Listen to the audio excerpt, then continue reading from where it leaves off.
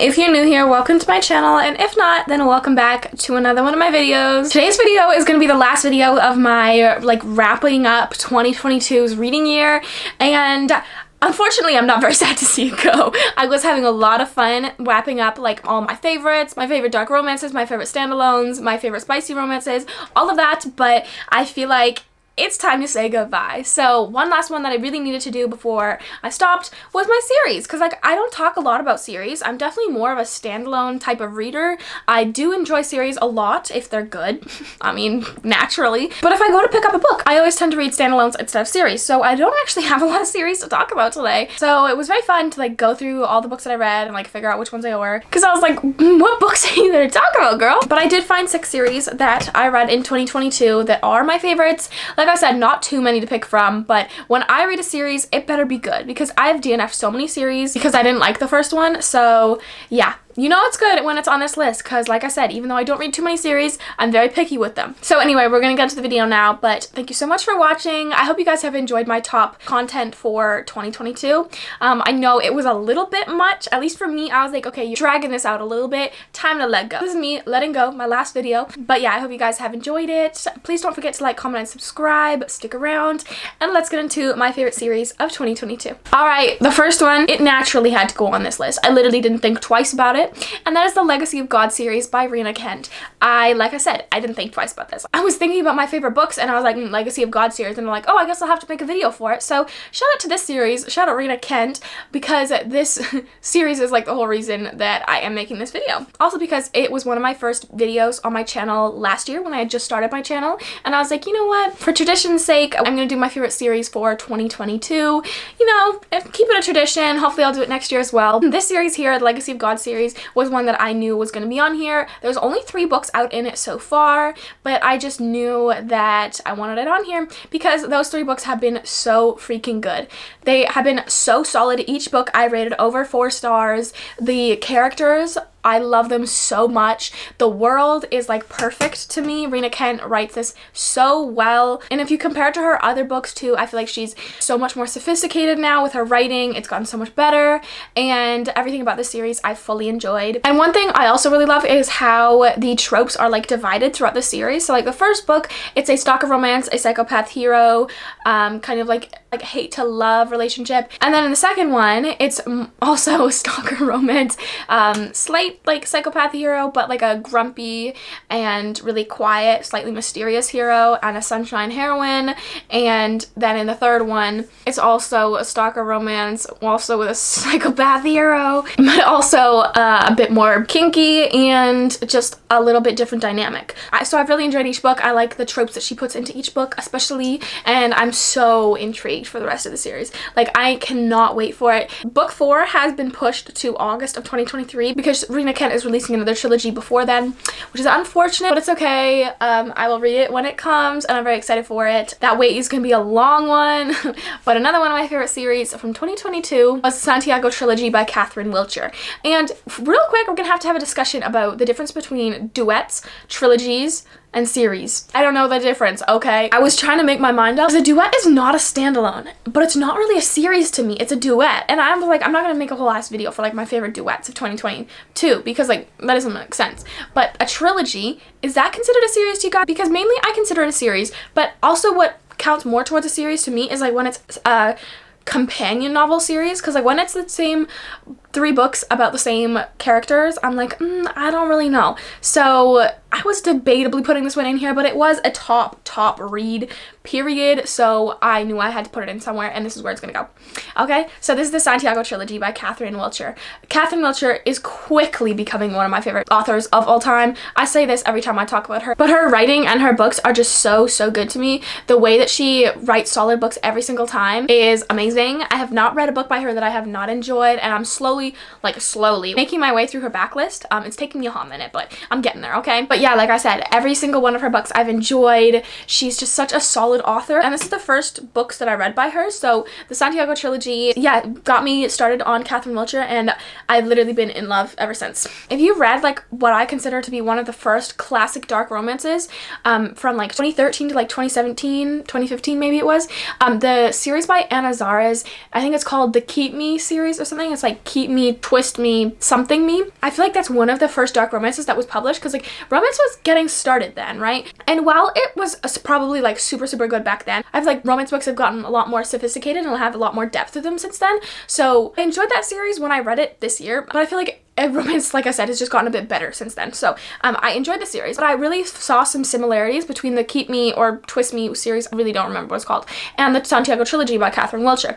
I feel like the Santiago Trilogy is just like a better version of the series by Ana Zares, because they have some similar tropes. A strong heroine, but she also still falls for the morally gray, extremely like questionable hero, like in the way that he's like an anti-hero that will be past a few people's extremes, and yeah, like I said, a like cold, ruthless anti-hero who like doesn't give a fuck. And that is Dante to me. Like, he's so touch her and I kill you. He's so cold, ruthless, heartless, everything. He's a like mafia, more cartel man actually, so like he checks all the boxes to me, and he's definitely better than the hero in the Something series by Ana Zares, if I was comparing them. And I don't really mean to compare them, because I feel like both really good. I enjoyed the Santiago Trilogy a little more because of what I just said, but yeah, Santiago Trilogy, definitely a top read. Next is the Haze Hangman series by Tilly Cole. In my last top series of the year video that I did this time last year for 2021, I included some honorable mentions, and I was like, I feel like these are gonna be some favorites at the end of this next year in 2022, and I had included the Haze Hangman series way back then, and I still stand by that.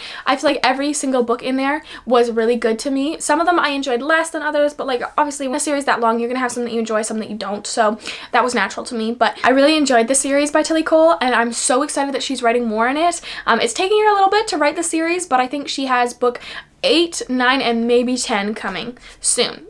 Probably this year, I don't know, but yeah, I really enjoyed the series. I feel like every book in it was really good, and yeah, I really liked it. Next is the Grip Trilogy by Kennedy Ryan. Another trilogy here, and we have another trilogy after this one, but this series, so fucking good. If you're looking for a heartfelt, like deep, emotional, beautiful read, I mean, Kennedy Ryan does that like all the time with her books, but the Grip Trilogy is my favorite by her. That being said, I've only read 4 books by her, and 3 of them were this series, so yeah, I definitely enjoyed this so much. It's a rock star romance, and it's just so good, and their love, it definitely takes some like hits, like there's definitely a lot of trials and tribulations for this couple, but I loved them so much, and I love this series as a whole. It also, by the way, it's a great audiobook like series, by the way. I never really talk about audiobooks, but I did listen to like half this series in audio, because I'm not a huge audiobook reader, but my favorite thing to do if I'm listening to an audiobook is like listen to an audiobook of a book when I'm like doing something outside, or like doing something that I can listen to an audiobook for,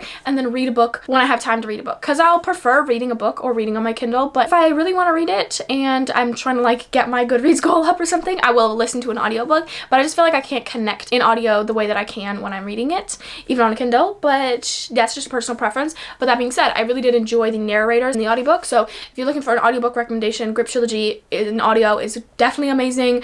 Loved it. I feel like the voice actors were spot on for that one, so yeah, I definitely enjoyed it, and I recommend it in audio or on Kindle. Next is the Ravenhood Trilogy by Kate Stewart.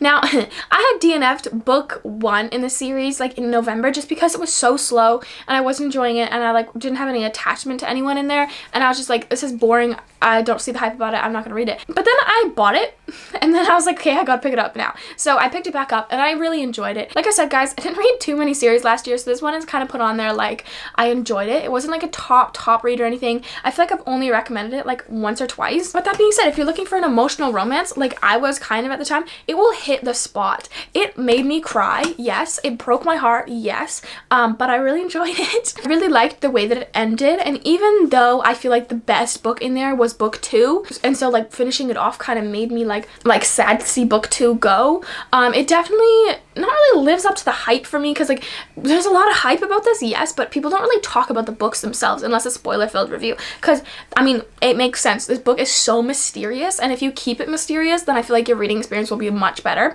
So that's where I'm going to finish the review for this one. I'm also going to keep it mysterious because yeah, you go into it blind, it's so much better. But it definitely was a very good series. I really enjoyed it my second time around, because the first book, it's just a little slow. You got to get past that, and then it's much better. Lastly is the Kimora Chronicles by Cora Riley. I bet if you told me this time last year that this series would be on my 2022 like favorite series, I would like laugh at you, because like I did not like the other books that I read by Cora Riley, and I had read like 4 books by her. I read a standalone, maybe 2 standalones, and then 2 books in her other Mafia series that came before this one. I don't remember what it's called, but I did not like them. I thought they were pretty mediocre, and the other ones that I read in her series, some of them I actually hated. So you told me last year that I liked the Kimora Chronicles by her.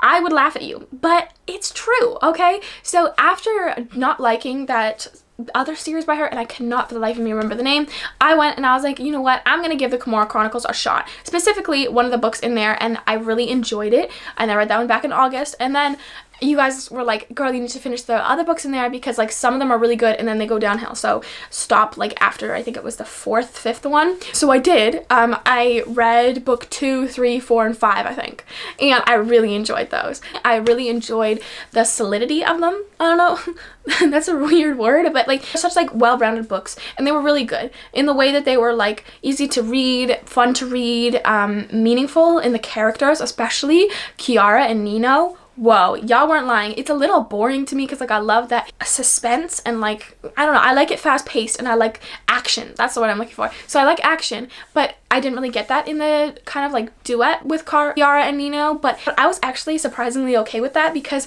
they're so heartfelt in this one that I was like, you know what? I'm enjoying this. I'm enjoying taking like a moment to sit down and like read this and like get through a slower book, and it's fine, you know. It was great. I really enjoyed the entire series. I will not be reading the last of it though, like the last 2 books or the first book, because number 1, I don't have any interest in them. Number 2, a lot of you guys have told me they suck, so I'm gonna just say bye-bye to this series, leave it in 2022. I did enjoy those 3-4 books that I read, and I will be recommending them I get the chance to, and it was definitely a favorite series that really surprised me in 2022. Okay everyone, that is the end of today's video. I have had a really busy January, and I'm gonna have an even more busy January coming up, so I'm literally filming at like 3 p.m, which is shit because the lighting is absolutely terrible. But anyway, thank you very much for watching. I hope you enjoyed it regardless of the shitty lighting. I'm getting flashbacks of this time last year with my ultra shitty lighting in those first few videos. Please do not watch those. Anyway, thank you guys so much for watching. All my links and everything are down in the description. You can find my Goodreads, my email, my Instagram, my wish list, and